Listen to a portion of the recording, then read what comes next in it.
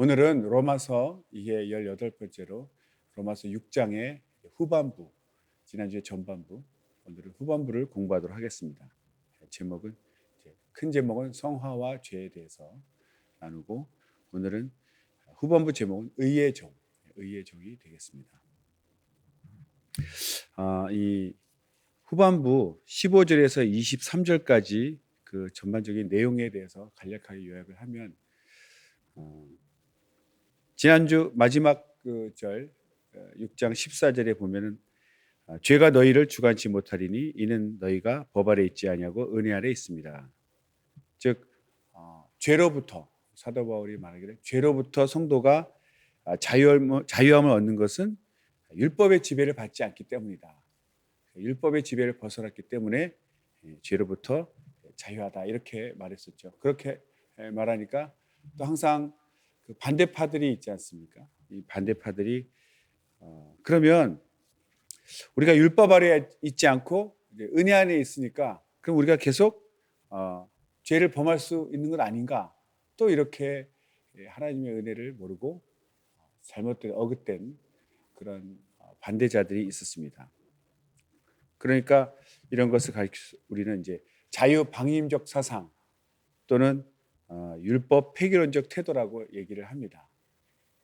그러니까 그 마음의 중심에 당연히 우리가 죄로부터 벗어났으니까 다시는 죄로 돌아가지 않고 하나님의 속한 의의 종이 되어야 될 텐데, 사도 바울의 그 생각 또 그 가르침을 반대하기 위해서 이렇게 하는 것이죠. 그러니까 은혜를 이제 자기에게 이용하는 거죠. 자기에게 유익하게. 그래서 은혜 아래에 있으니까 우리가 율법을 안 지켜도 되니까 율법 어겨도 상관없지 않은가, 이렇게 또 주장했다는 거죠. 그러니까 이제 이런 것을 이제 자기 마음대로 산다 해서 자유방임적 사상, 또는 우리가 은혜가 있으니까 이제 죄 지어도 상관없다, 이런 이제 율법이 필요 없다, 이렇게 얘기하는 율법 폐기론, 그런 것들이 이제 대두하는 것입니다.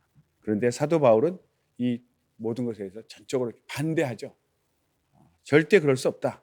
그래서 죄에서 해방된 사람은 다시 죄의 종이 될 수가 없다. 거기서 멈춘 것이 아니라 죄에서 해방된 이유, 하나님께서 우리를 죄로부터 해방시켜 준 이유는 죄에서 벗어난 것으로 끝나는 것이 아니라 궁극적으로는 하나님께로 돌아가서 하나님의 종, 의의 종이 되어서 하나님이 원하시는 삶을 실천해야 된다.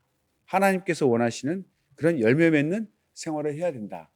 이것을 사도 바울은 후반부에서 가르치고 있는 것입니다. 그러니까 죄에서 벗어났다고 해서 마음대로 살 수 있다는 것이 아니라 죄의 삶을 청산하고 하나님께로 돌아가서 의의 열매를 맺는 하나님께 속한 자로 살아야 된다. 당연한 것이죠. 그러나 죄를 좋아하는 사람은 어쨌든지 자기 육체의 어떤 유익을 위해서 방조하는 삶을 살기 위해서 이렇게 반박했다고 합니다. 그래서 한 절 한 절 좀 짚어보도록 하겠습니다. 15절입니다. 15절, 6장 15절 읽겠습니다.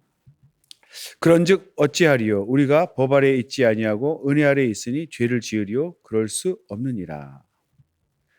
네, 저는 읽었던 구절하고 비슷하죠? 맞습니다. 1절에 우리가 무슨 말 하리요? 은혜를 더하게 하려고 죄에 거하겠느냐? 은혜를 더하게 하려고 죄에 거하겠느냐? 이 표현과 굉장히 같은 맥락입니다. 은혜 아래에 있으니 죄를 지으리요. 그러니까 15절에서는 은혜 아래에 있으니 죄를 지으리요, 이렇게 말하고 1절에서는 이제 은혜를 더하게 하려고 죄에 거하겠느냐. 같은 맥락이죠. 그러니까 이제 반대파들의 이론을 얘기하고 있는 거죠. 그 사람들은 은혜를 이용해서 계속 육체의 어떤 욕심을 이루고자 하는 것이죠. 그런데 이 모든 것을 강력하게 그럴 수 없느니라. 6장 2절에도 그럴 수 없느니라 이렇게 반대하고, 이 15절에도 그럴 수 없느니라 이렇게 사도 바울은 절대적으로 반대하고 있습니다. 그런데 이 반대하는 이 그럴 수 없느니라고 번역되어 있는 것이 헬라어 원어로 보면은 메 게노이토, 매가 이제 부정어죠. 매 게노이토라고 있는데 이것이 굉장히 강력한 표현입니다. 그래서 영어 성경에도 이제 번역한 걸 보면 God forbid, 그러니까 하나님이 금하셨다. 하나님이 금하셨다 이렇게 직접적으로 하나님이 금하셨다고 표현된 데도 있고 또 by no means, 잘 알죠? by no means, 결코 그렇지 않다 이렇게 강한 부정을 얘기합니다. 그러니까 우리도 그럴 수 없느니라 이것이 느낌이 오죠. 앞에서 얘기한 다음에 그럴 수 없느니라 이렇게 굉장히 강한 어조로 반대를 하고 있습니다. 그래서 예수 그리스도 십자가 은혜를 입은 사람은 결코 은혜를 빙자해서 죄를 짓는 방종한 생활을 해서는 안 되고 은혜에 합당한 생활, 은혜 받은 자로서 거룩하고 감사한 그런 생활을 해야 하는 것이 마땅하죠.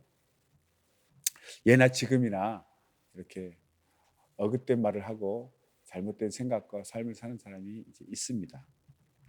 16절 보겠습니다. 시작.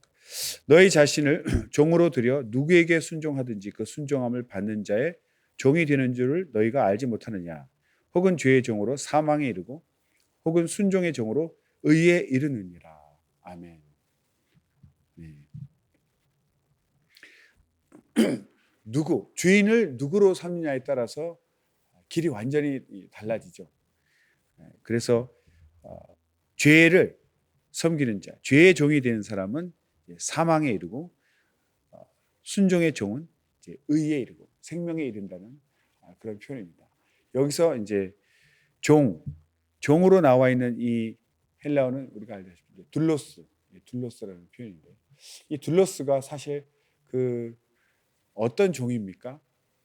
둘로스라는 단어를 썼을 때 이 둘로스는 완전한 노예, 그러니까 자기의 주권을 완전히 포기하고 주인에게, 자기가 섬기는 주인에게 자기 모든 주권을 맡긴 그런 완전한 그 노예 상태, 그런 상태를 말하는 단어가 이제 둘로스입니다. 종. 그러니까 우리가 누구를 섬기든지 이제 완전하게 이제 섬긴다는 이런 뜻이 되겠죠. 그런데 이 종 둘로스는 좀 비슷한 표현 중에 이제 청지기 또 집사를 가리키는 디아코노스라는 단어가 있죠. 요셉도 팔려가가지고 그 애굽 그 신하의 청지기에 대해서 그 집안 재산을 관리하고 또 다른 종들을 또 관리하는. 그러니까 같은 종은 종이지만 상당한 권세를 가지고 일을 이렇게 처리하는 그런 청지기가 있습니다.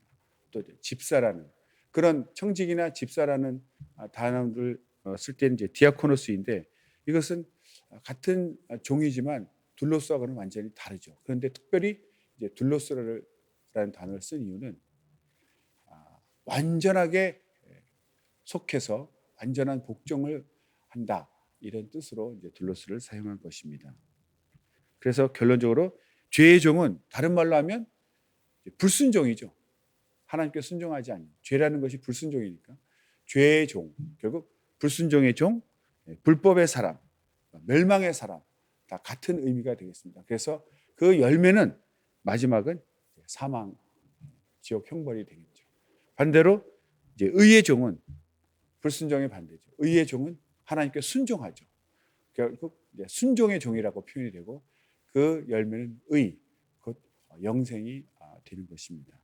그래서 우리가 이제 누구에게 주인을 잘 선택해야죠. 육신의 소욕을 따라 죄의 종이 될 것인가, 우리에게 영생 주시는 하나님의 종이 될 것인가. 이렇게 죄의 종이냐, 의의 종이냐, 이것을 우리가 분명히 해야 되는 것입니다. 그다음 이제 17절, 18절까지 읽겠습니다. 17절, 18절. 하나님께 감사하리로다. 너희가 본래 죄의 종이더니 너희에게 전하여 준 바 교훈의 본을 마음으로 순종하여 죄에게서 해방되어 의에게 종이 되었느니라. 아멘. 이렇게 보면 이제 본래 죄의 종이더니 또 이제 뒤에 교훈의 본 이런 단어가 나오죠. 죄의 종이더니 할 때 이 죄의 종은 어떤 사람은 이제 그 성화를 얘기하면서 그 성화되지 않은 상태를 말한다고 주장하는 사람도 있습니다. 그러나 이 본문적인 내용은, 본문에서 말하는 내용은 예수님을 믿기 전, 그리스도를 믿기 전, 구원받기 전 이 상태를 말하고 있습니다.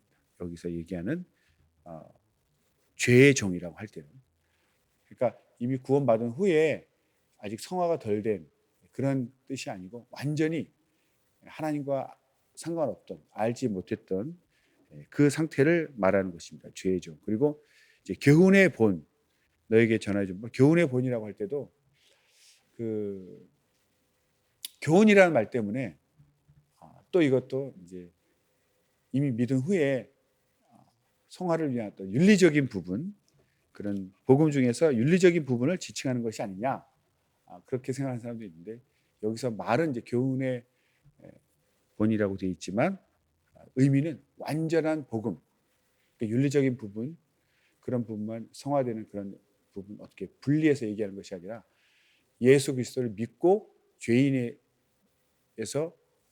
하나님의 자녀로 거듭나는 그 완전한 복음 그 자체를 말하고 있는 것입니다.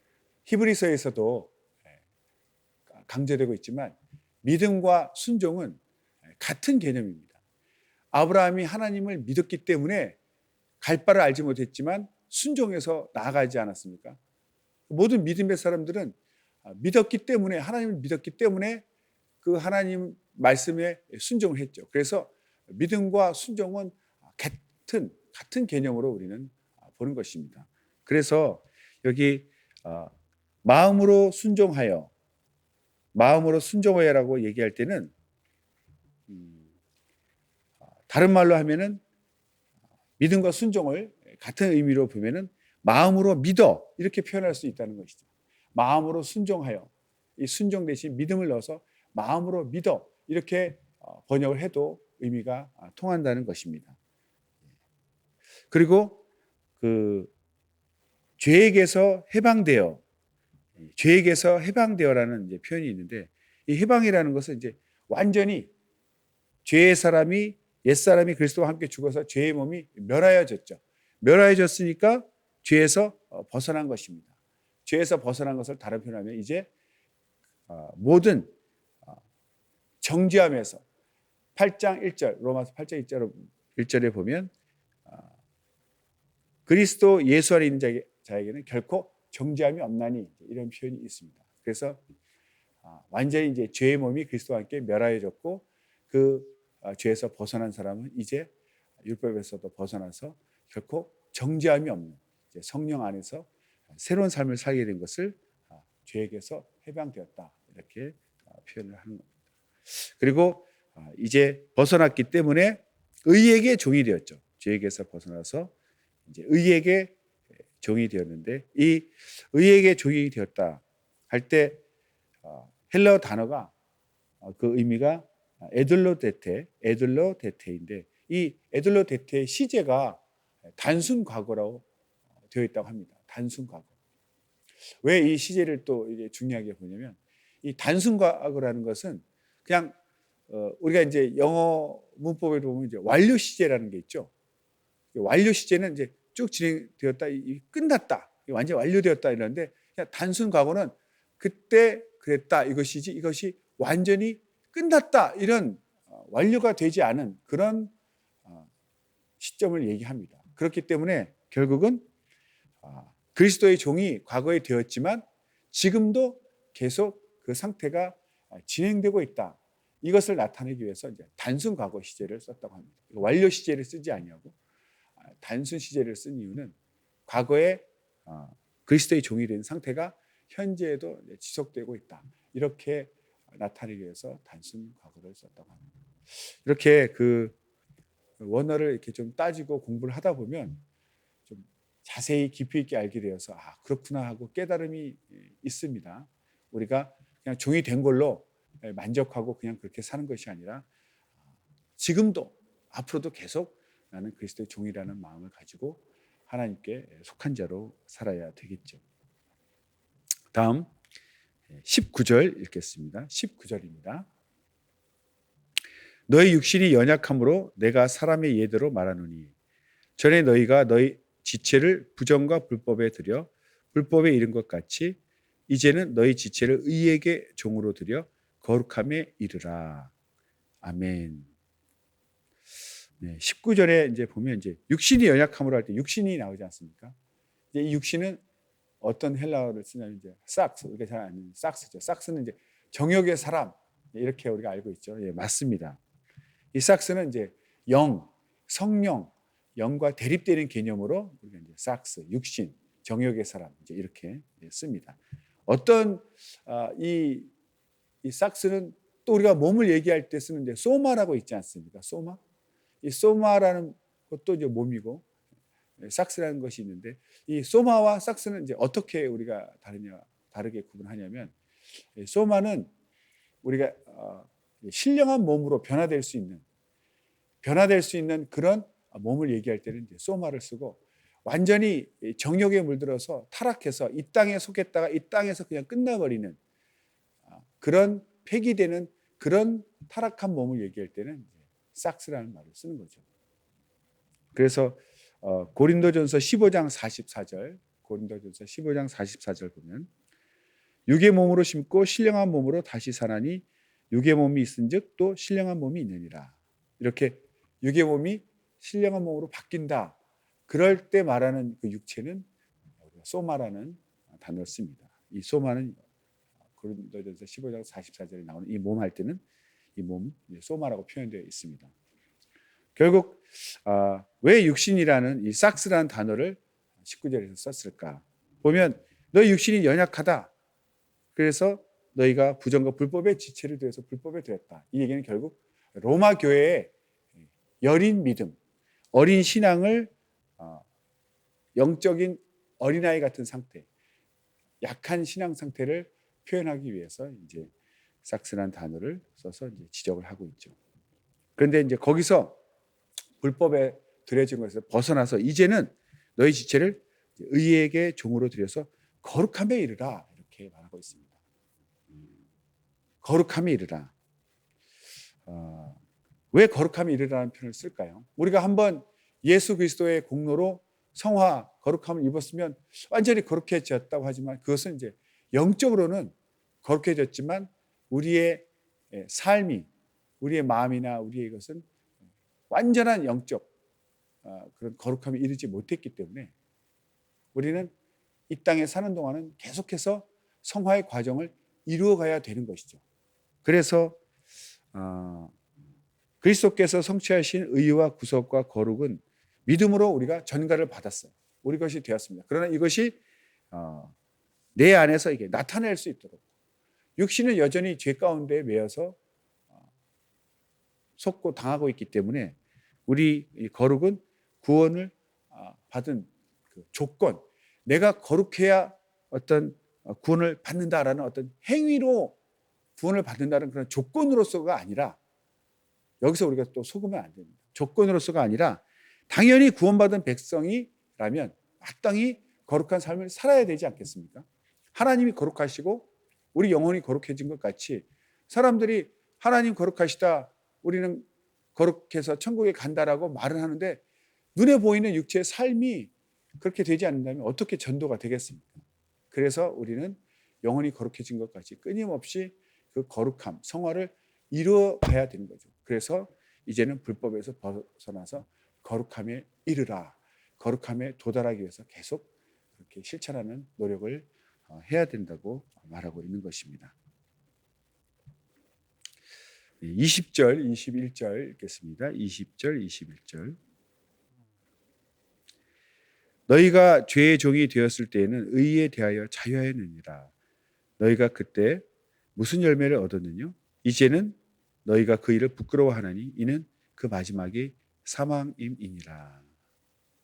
네. 죄의 종이 되었을 때는 의에 대해서 자유했다. 의에 대해서는 상관없는 자라는 뜻이죠. 자유하다는 것이. 그런데 그때에는 의와 상관없는 오히려 하나님과 대적하는 그런 열매를 맺었기 때문에 그때를 오히려 부끄러워하고 있다. 결국 그 마지막은 사망으로 이어진다는 것이죠.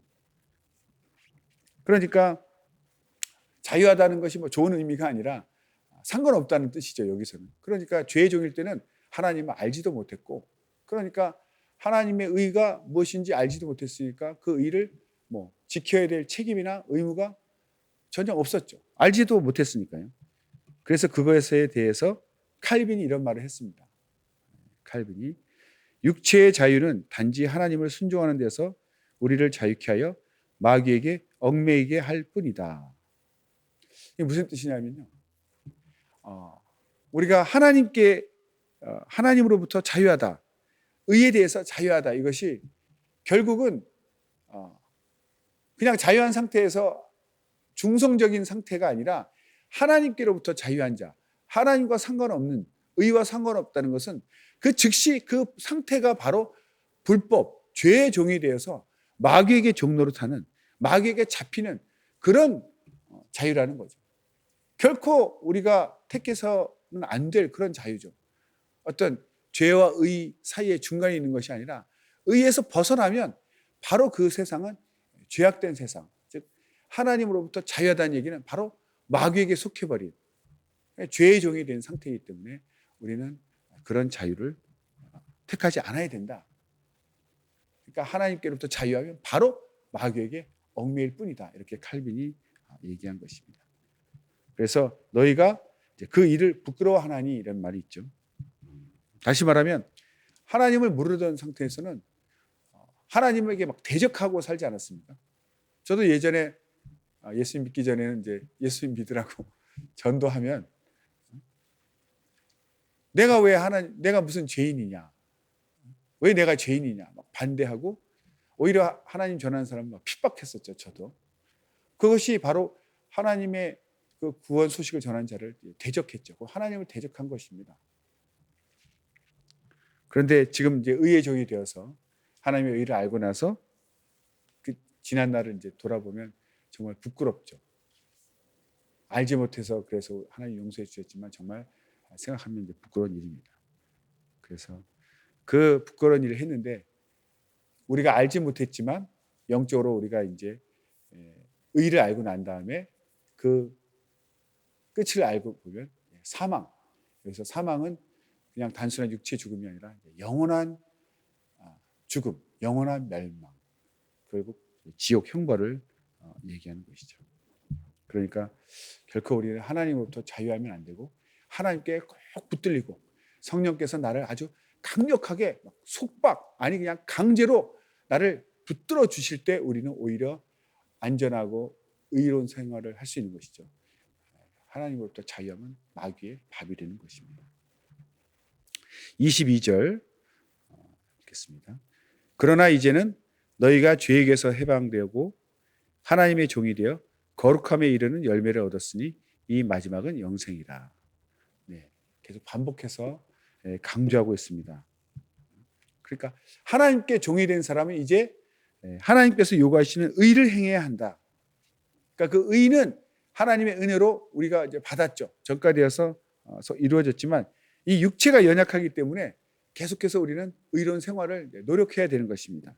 실천을 해야 되는데 이것은 우리가 이 육신의 힘으로 이 정욕을 이기고 거룩한 삶을 산다는 것은 상당히 어려운 일이죠.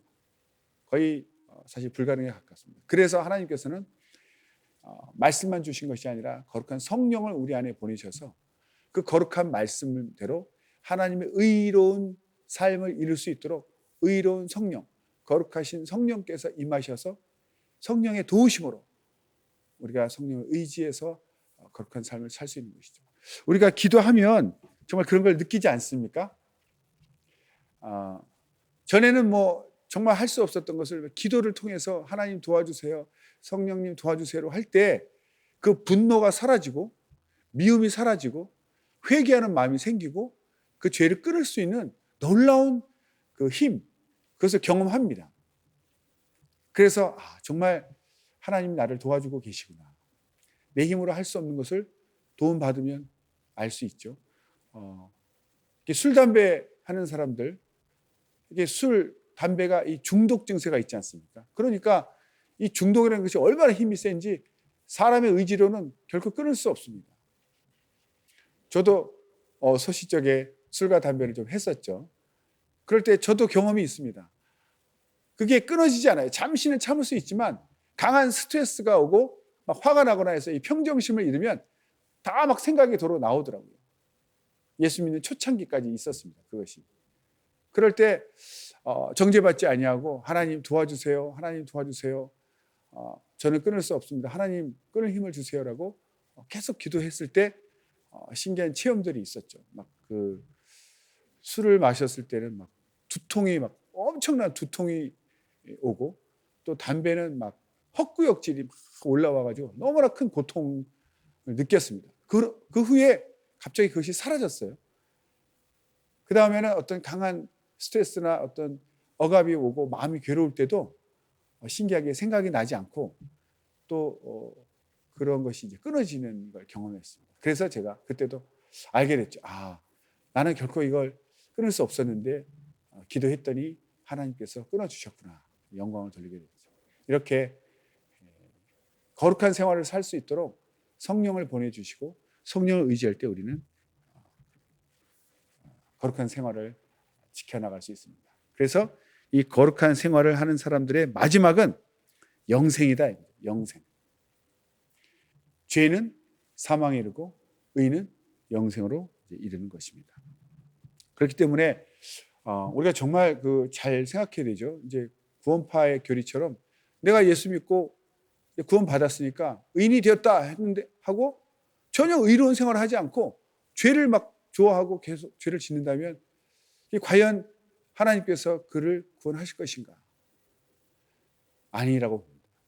이 성경에서 말하는 것은 거룩함에 이르라. 왜 계속 거룩함에 실천하냐면 영혼이 거룩해진 것 같이 삶도 거룩해져야 된다. 그러니까 우리가 계속 거룩함을 향해서 노력하고 회개하는 그 상태에서는 하나님이 기뻐하시겠지만 아예 생각 자체가 거룩함에 이를 생각을 갖지 아니하고 죄를 좋아하고 죄를 또 짓고 또 짓는다면 그건 여전히 죄의 종이지 않습니까? 주인을 죄로 삼았기 때문에 결코 두 주인을 섬길 수가 없거든요. 그러니까 예수 믿는다고 교회 나오지만 죄를 좋아하고 죄질 생각만 한다면 그건 하나님은 형식적으로 믿는 것이지 진정한 죄인은 아니라는 것이죠. 하나님 인정할 수 없다는 거죠. 우리가 정말 하나님 믿고 의의 종이 되었다면 마음속에서부터 변화가 일어나서 죄의 마음이 올라올 때, 죄의 서익이 올라올 때는 더럽게 느껴지고 그것을 막 거부할 마음이 생기지 않습니까? 그걸 쫓아갈 마음이 생기죠. 그럴 때 막 회개하는 마음이 생기고 하나님 도와주세요 해서 이 더러움을 막 밀어내는 그런 마음이 있습니다. 왜? 우리 주인은 하나님이시고 우리는 의의 종이 되었기 때문에 하나님과 벨리알이 함께 할 수 없는 것처럼 의와 죄가 불법이 함께 할 수 없는 것이죠. 그래서 우리 주인은 오직 한 분 하나님뿐이십니다. 그래서 완전한 의미의 영생은 마지막 구할 때 거룩함의 열매를 소유한 자, 거룩함의 열매가 있어야지 죄에 빠진 자는 주인이 하나님이 아닌 죄를 섬긴 자는 완전한 구원, 영생은 없다는 것입니다. 마지막 23절 읽겠습니다. 죄의 삭은 사망이요 하나님의 은사는 그리스도 예수 우리 주 안에 있는 영생입니다. 아멘. 죄의 삭은 사망이라는 뜻은 죄에 계속 거하는 자, 죄라고 한 단어지만 이제 죄의 삭은 죄에 계속 거하는 자, 죄를 섬기는 죄의 종이죠. 이런 자에게는 그 대가가 사망이라는 것입니다.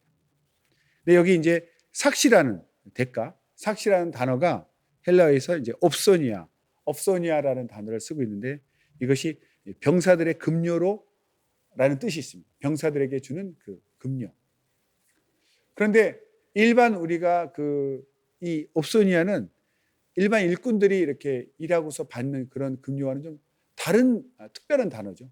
그러니까 사도 바울은 굉장히 믿음 생활을 그리스도의 군사에 많이 이제 비유를 하지 않습니까? 전투적인 삶이다. 그러니까 일반 평민들처럼 일반 사람처럼 살아서는 지켜지기 힘든 삶이라는 거죠.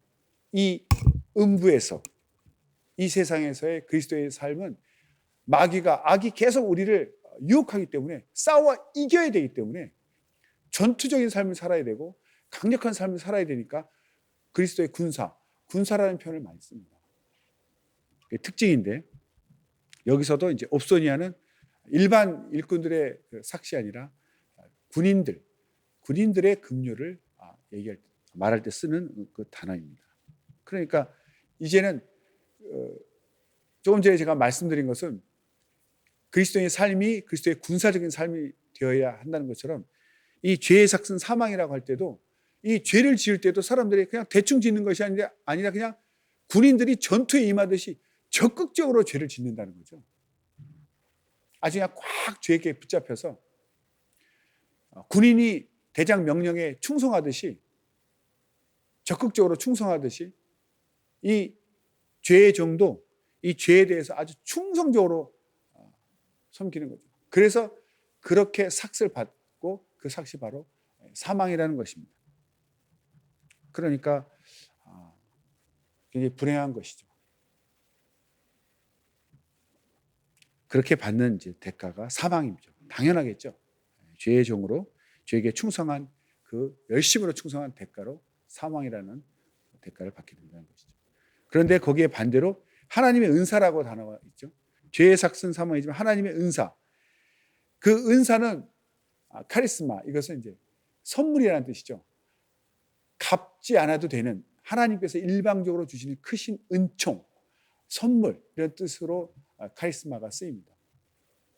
그래서 하나님의 그 선물, 그러니까 죄를 지을 때는 아주 열심히 죄를 지어서 그 대가로 받지만 우리가 하나님께 충성할 때는 정말 그 대가만큼 우리가 만약에 그 영생을 얻는다면은 우리가 얼마나 영생을 얻을 수 있겠습니까? 아무리 열심히 낸다고 해서 그 크신 영생을 우리가 노력한 대가로, 충성한 대가로 받을 수 있겠습니까? 대가로는 받을 수 없습니다. 그래서 하나님은 은사라는 표현을 쓰시는 거죠. 선물로 주시고 반대로 선물을 받았기 때문에 우리는 그 받은 은혜, 은총, 은혜, 그 선물에 합당한 삶을 살아야 된다. 이것을 강조하고 있는 것이죠. 그래서 우리는 노력해서 대가로 받은 것이 아니라 카리스마, 은사는 하나님께서 우리에게 은혜로 주신 것이죠. 그러니까 갚지 않아도 되고 사실 갚을 수도 없는 그런 의미입니다. 하나님의 그 은사, 선물, 카리스마죠. 그러니까 카리스마에 이제 두 종류가 있습니다. 성경에서 첫 번째로 쓰이는 의미는 이렇게 하나님께서 일방적으로 주시는, 일한 것이 없이도 옳다 인정함을 받는, 그렇게 일방적으로 하나님 주시는 그 은혜, 은총을 말할 때 카리스마라는 말을 쓰고, 또 두 번째 뜻으로는 영적인 은사들 얘기할 때 그런 카리스마라는 말을 쓰죠. 요즘 세상에서는 이제 그 사람을 끄는 힘, 끄는 능력, 저 사람 카리스마 있어. 저 사람이 앞에 서면 왠지 마음이 다 이렇게 신복이 된다 그러죠. 막 끌려가는 이런 뜻으로 이제 쓰고 있는데, 원래 카리스마의 의미는 은총, 하나님께서 주시는 선물, 영어로 기프트라고 되어 있죠. 그런 뜻입니다. 그래서 죄는 자기가 아주 열심히 충성해서 대가로 사망을 얻지만 하나님에게는 우리가 은혜로, 은총으로, 은사로, 선물로 영생을 얻고 그 영생 얻은 자로서 우리는 마땅히 그 영생에 합당한 거룩한 감사의 은혜의 삶을 살아야 되는 것이죠. 그래서 우리는 항상 하나님께 그 의나 성화나 구원이나 이 모든 것을 카리스마, 은총, 선물로 받았기 때문에 자랑할 수가 없다는 것이 특징입니다. 이렇게 보면 처음 믿는 사람들 보면 잘 몰라서 그런지 이렇게 하나님께서 구원받았다 하면서 왠지 자기가 구원받을 만한 자격이 있어서 이렇게 특별히 구원받은 것처럼 이렇게 너무 감사한 건지 모르겠지만 이렇게 좀 자랑하는 사람도 있습니다. 그리고 이렇게 남을 좀 이렇게 무시하죠. 안 믿는 사람. 그렇지 않습니다. 선물이라는 뜻은 내가 노력해서 받은 것이 아니기 때문에 자랑할 수 없다는 뜻이죠. 그래서 실제로 은혜 받은 사람, 구원받은 사람은 내가 잘한 것이 없는데 이 귀한 것을 주셨기 때문에 항상 겸손하고 감사하죠. 그래서 복음을 전할 때도 자랑하듯 하고 과시하듯 하지 않습니다. 자격이 없는 자로서 받았기 때문에 늘 겸손한 자세로 전하고 또 받으십시오 이렇게 권유하는 것이죠. 결코 교만하거나 자랑할 수가 없습니다. 네. 그래서 오늘 로마서 이 6장 15절에서 23절 후반부는 이제는 의의 종이 되어야 된다. 결코 은혜 안에 있다고 해서 죄에 거하거나 죄를 지어서는 안 된다. 결코 그럴 수 없다는 거죠. 반대로 우리는 의의 종이 되어서 하나님의 의의 종으로서 합당한 의로운 생활, 그것을 성령을 의지해서 우리가 그런 생활을 함으로써 하나님께 영광을 돌리는 그런 삶을 살아야 되는 것입니다. 그래서 우리는 늘 성령을 의지하시고 성령께 아주 나를 붙들어 달라고 간구해야 되는 거죠. 하나님으로부터의 해방은 곧 마귀의 밥이 되고 마귀에게 속박된다는 것을 명심하시고 늘 성령을 의지하시고 성령 안에서 기도하고 성령 안에서 성경 읽고 늘 진리의 성령, 거룩한 성령 안에서 성화되는 삶을 사시기를 예수님으로 축원합니다. 기도하겠습니다.